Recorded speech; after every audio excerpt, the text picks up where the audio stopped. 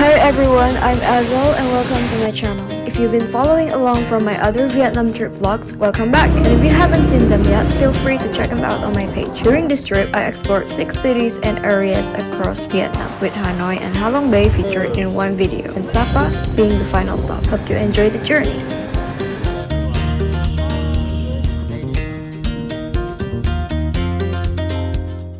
We arrived in Sapa the next morning after an overnight journey on a sleeper bus. Once we reached our Airbnb, our rented motorbikes were conveniently delivered right to the doorstep. With everything set, we spent our first day in Sapa cruising around on 2 wheels. We had breakfast at Hotel de la Coupole Sapa, one of the most iconic and luxurious stays in town. The hotel beautifully blends French haute couture with the rich textures of a local hill tribe culture, creating a unique fusion of colonial elegance and vibrant heritage. They offer a daily breakfast buffet, and we had the pleasure of enjoying it on a crisp, chilly morning. The food was fun. I especially enjoyed their pork, and they also had a nice selection of desserts. The ambience was serene and luxurious, with every detail thoughtfully designed, even down to the beautifully decorated restrooms.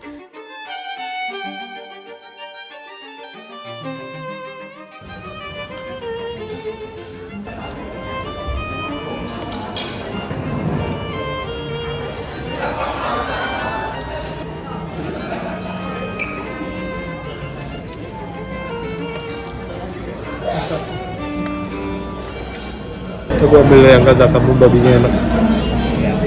Vegetable. Ini daging-daging. Ini mushroom, beef, babi ayam.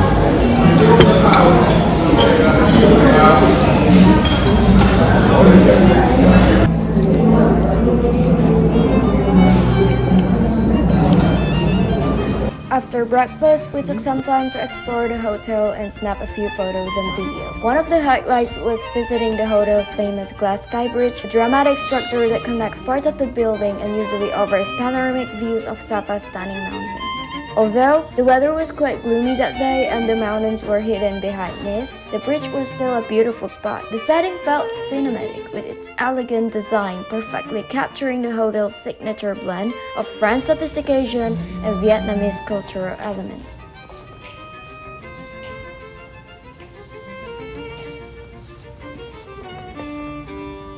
They also have a charming hidden garden tucked within the hotel's grand design. Just beside it, there's a beautifully designed corridor that feels like stepping into a Parisian museum. The walls are lined with vintage artwork, antique mirrors, and framed fashion sketches, all capturing the elegance and glamour of French haute couture. Next, we made our way to Cat Cat Village on our rented motorbike. The road was covered in thick fog, so we could hardly see the scenery along the way. There is an admission fee to enter the village. I plan to rent a traditional costume, and here's the tip. If you're thinking of doing the same, wait until you reach the village center. The walk involves a long staircase, so renting the costume there will save you the trouble of carrying it down. On the way down to the center of the village, you can make several stops. You'll pass by plenty of souvenir stalls, cozy little cafes, and even a flower garden or a view photo spots that you might recognize from the internet. And just a heads up, make sure to check the weather before visiting. The experience can be quite different.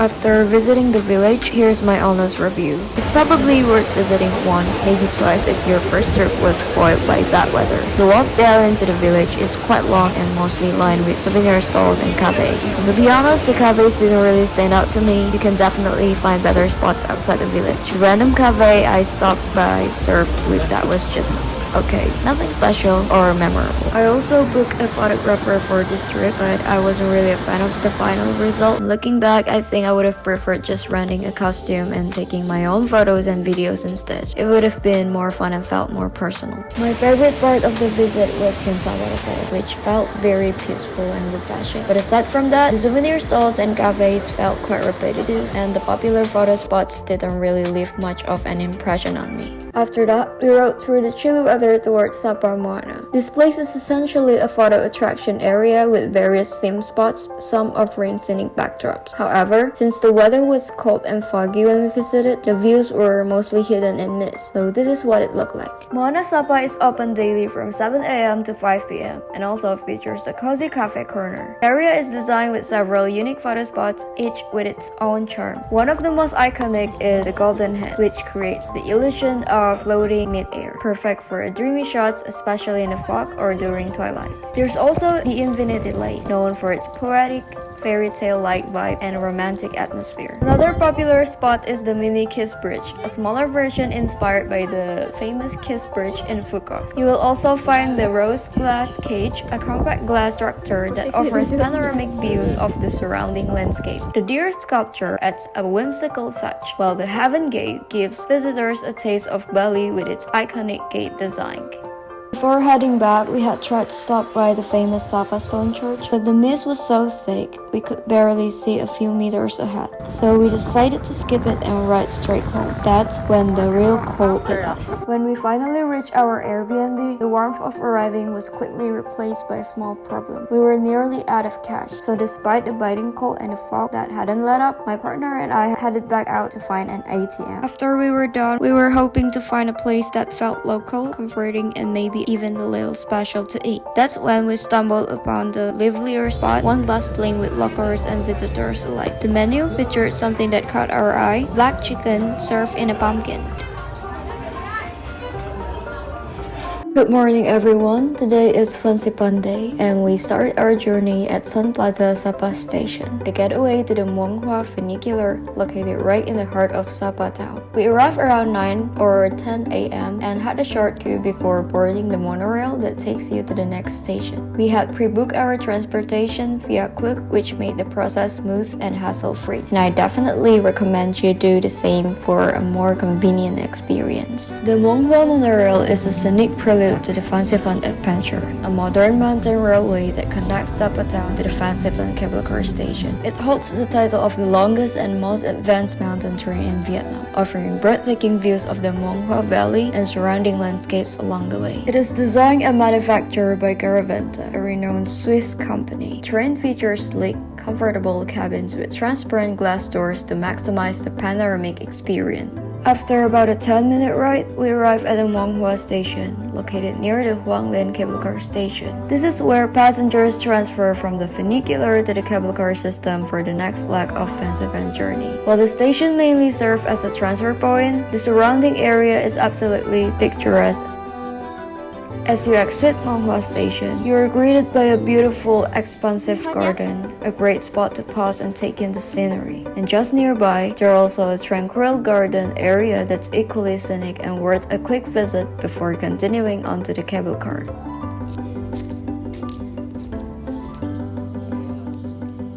In the Fansipan area, you'll also come across their traditional houses, often built from wood or stone and nestled among the rice terraces. Some of these traditional houses are open to visitors, where you might be welcomed with a taste of local Vietnamese rice wine, strong, earthy, and often homebrewed. This is the Tranquil Garden, a popular spot for photography thanks to its serene atmosphere, neatly arranged plants, especially succulents, and charming traditional wooden architecture. As you stroll through the garden, you will eventually come across a replica of the Fansipan summit, offering a nice preview photo spot before reaching the real peak. We then took the cable car from Huang Lin Station up to Fansipan Station, one of the longest cable car rides in the world, lasting about 15 to 20 minutes. The journey is known for offering breathtaking views of mountains and terrace rice fields, but once again, the fog had other plans and most of the scenery was hidden from view. Once we arrived at the top station, we weren't quite at the summit yet. To reach the actual peak of Fansipan, you have two options: climb around 600 steps or take a short mountain funicular, which requires an additional ticket. Before heading up, we stopped for a lunch at a random restaurant inside the station. We shared a large chicken hot pot for 6, served with hot tea. It's what we needed in the chilly mountain weather. The hot pot featured tender chicken, earthy mushroom, and fresh green. The restaurant had tall glass windows along one side, but they offered little more than a wall of fog outside. Once we finished eating, we took the elevator to the second floor where there were more restaurants, and from there we boarded to the mountain train for the final ride to the summit.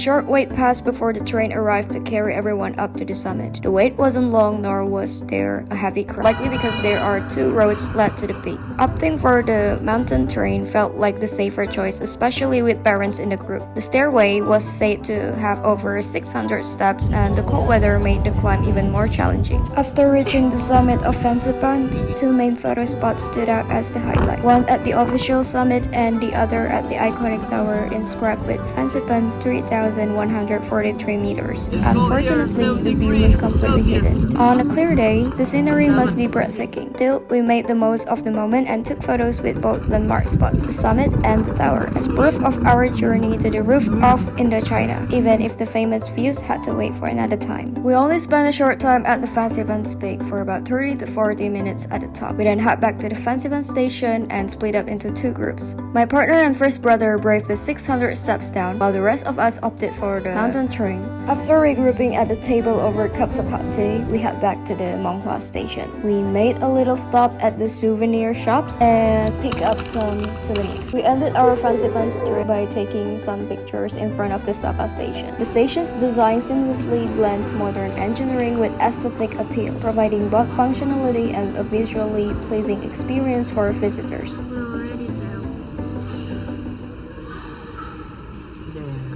With our Fansipan adventure officially wrapped up, we booked a Grab and headed back into the heart of Sapa on the hunt for our pre-planned dinner spot, a local barbecue restaurant.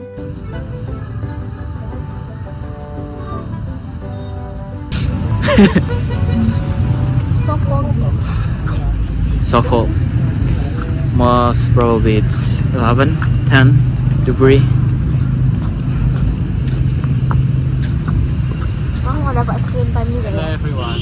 Hi, This is the second last day of our trip. currently It's such a wonderful trip. I won't let my sister talk. Every time she wants to talk, I will talk. Because she is a newbie. She is new. The dog is barking. Can you understand that, guys? The dog is barking.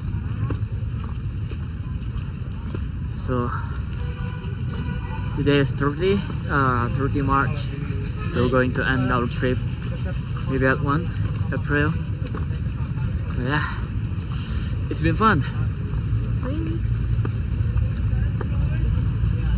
Yeah, We just got back from Fansipan. it's so cold. Look at the knee. You know? No. This is my taco.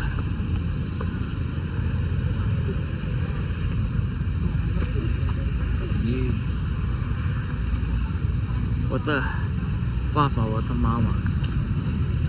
I am the prettiest here. No, I am. Come on.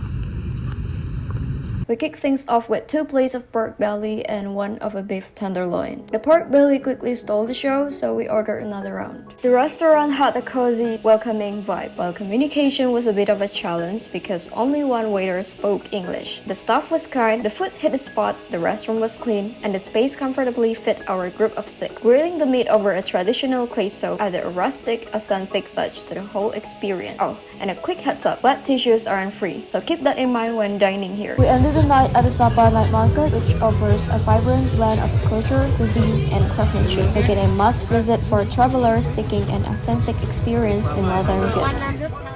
I'm not sure what this snack's called. We bought a bunch of it, but what can I describe is it is soft, softly sweet, chewy, but not overly sticky, topped with a light sprinkle of shredded coconut. 16 kotak. Flavored with hints of tropical fruits like mango, durian, and more. We also bought a kilo of roasted chestnut, followed by a traditional tea purchase to round out the day. After 2 misty nights wrapped in a mountain calm came to an end, we took a sleeper bus back to Hanoi. We spent our last day in Hanoi, wrapping up this unforgettable journey. I hope you found this video and all the other videos from this trip helpful and inspiring. See you on my very next travel adventure. How's your mom? That's good.